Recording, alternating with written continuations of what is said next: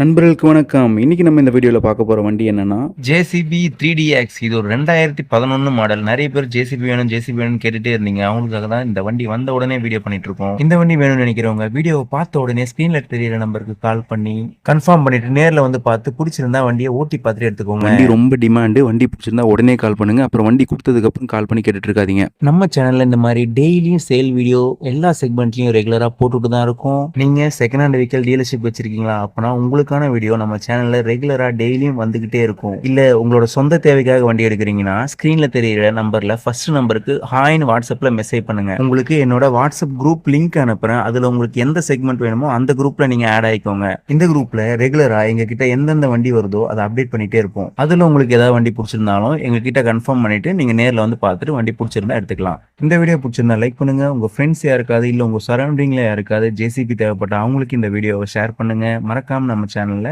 Follow பண்ணிக்கோங்க. Thank you.